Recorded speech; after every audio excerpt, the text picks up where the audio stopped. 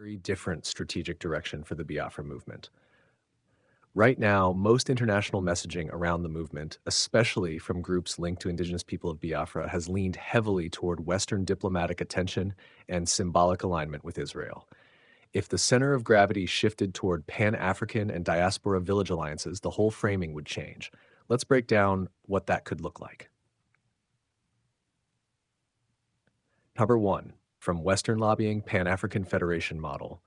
Instead of appealing mainly to the US, UK, or Israel for legitimacy, the movement would emphasize continental alliances. Potential partners, East African Community, EAC, Intergovernmental Authority on Development, IGAD, Alliance of Sahel States, AES. Those blocs represent a new African geopolitical trend, more regional sovereignty and less dependence on Western institutions. A Biafra-aligned movement connecting to them would frame itself as a Pan-African autonomy project, a network of cultural regions, not just a Nigerian secession issue. Number two, reviving Garveyism as the ideological glue, anchoring it in the ideas of Marcus Garvey and his organization, Universal Negro Improvement Association, would shift the narrative toward global Black institutional development. Garvey's original model included economic cooperative shipping and trade networks, diaspora chapters, cultural nationalism. Rebuilding something similar could create a village-to-village diaspora league instead of a traditional political party. Number three, village federation concept. The structure you're describing sounds less like a state and more like a confederation of heritage communities.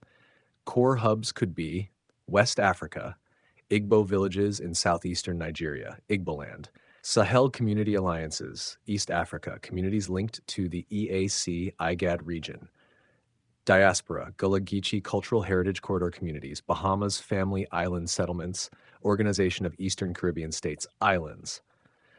Instead of borders, the network would operate through cultural councils, trade cooperatives, diaspora investment groups, migration and education exchanges.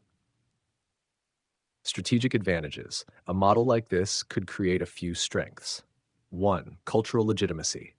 It roots the movement in indigenous institutions rather than colonial political structures. 2. Diaspora capital. Caribbean and African American communities control large financial networks and cultural influence. 3. Multipolar diplomacy. Working with Sahel and East African blocs aligns with a growing non-Western geopolitical axis. 4. Grassroots resilience. Village structures are harder to dismantle than centralized political parties. Number 5. Major challenges. There would also be serious obstacles. 1. Nigerian state response. The government of Nigeria would likely view it as a sovereignty threat. 2. Diaspora fragmentation. African American, Caribbean, and African communities often have different priorities and political identities. 3. Institutional capacity.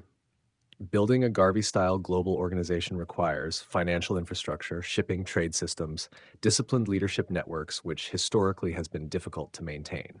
Number 6, what it might realistically become.